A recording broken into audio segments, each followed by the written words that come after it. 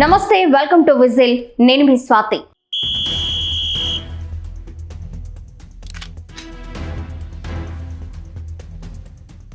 బీహార్ గడ్డపై మళ్లీ అధికార ఎన్డీఏ కూటమే గెలిచింది. కానీ నితీష్ మరోసారి సీఎం అవుతారా?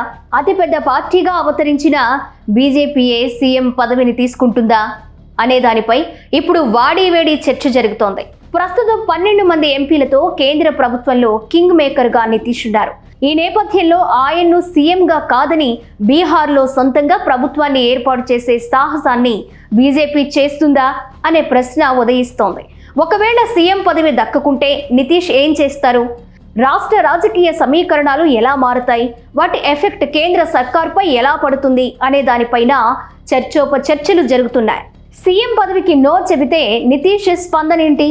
శుక్రవారం ఉదయం ఓట్ల లెక్కింపు ప్రారంభమైన కొన్ని గంటల తరువాత నితీష్కు చెందిన జేడీయూ పార్టీ ఎక్స్ వేదికగా సంచలన ట్వీట్ చేసింది.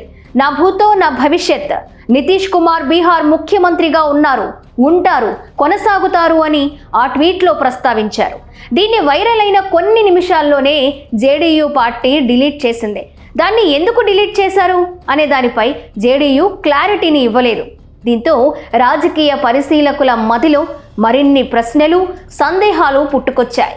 రాష్ట్రంలో మొత్తం 243 అసెంబ్లీ స్థానాలున్నాయి. అత్యధికంగా 90 స్థానాల్లో గెలుపుతో అతిపెద్ద రాజకీయ పక్షంగా బీజేపీ అవతరించింది. 85 సీట్లలో గెలుపుతో జేడీయూ 2వ స్థానంలో నిలిచింది.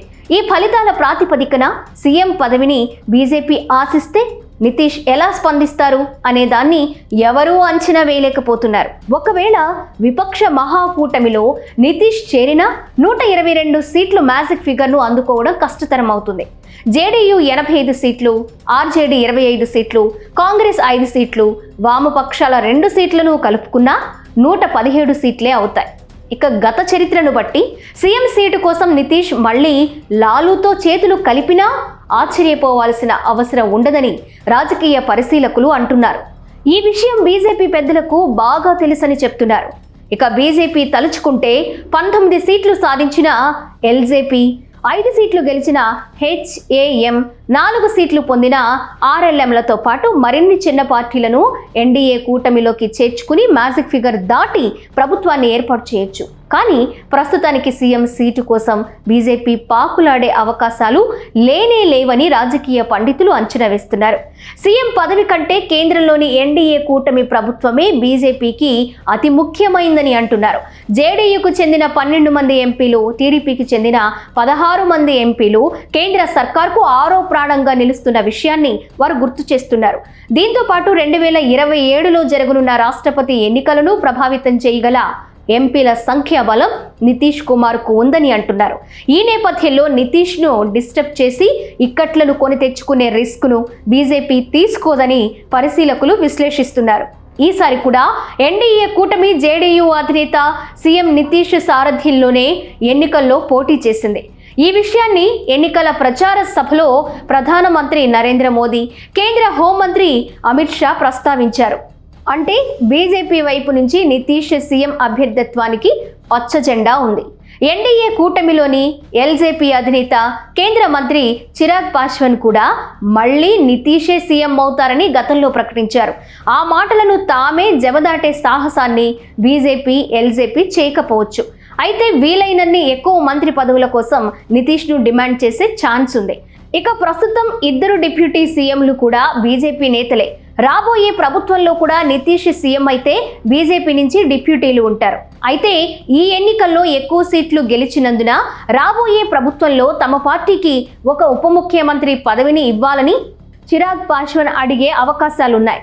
ఇక నితీష్ కుమార్ను కవ్విస్తే ఏం జరుగుతుందో బీజేపీకి బాగా తెలుసు. ఈసారి ఎన్డీఏ సాధించిన విజయం నితీష్దే అని బీజేపీకి తెలుసు. ఒకవేళ నితీష్కు సీఎం సీటును ఇవ్వకుంటే దాన్ని బీసీలు, అగ్రవర్ణాల రాజకీయ ఘర్షణగా ఆర్జేడీ చిత్రీకరిస్తుంది. రాజకీయ సమీకరణాలు రివర్స్ అయితే నితీష్ తన వైఖరిని, భాషను మార్చుకుంటారు. బయట నుంచి ఎన్డీఏకు మద్దతిస్తా, ప్రభుత్వాన్ని ఏర్పాటు చేయమని నితీష్ చెప్తారు. దీంతో లల్లన్ సింగ్ కానీ, సంజయ్ ఘూ కానీ జేడీయూను ఏమీ చేయలేరు. ఒక్క జేడీయూ ఎమ్మెల్యేలను కూడా వాళ్ళు లాక్కోలేరు. ఓవైపు ఎన్డీఏకు మద్దతిస్తూనే మరోవైపు లాలూతో నితీష్ చర్చలు జరుపుతారు. అందుకే నితీష్ను కవ్వించే రిస్క్ను బీజేపీ తీసుకోదు.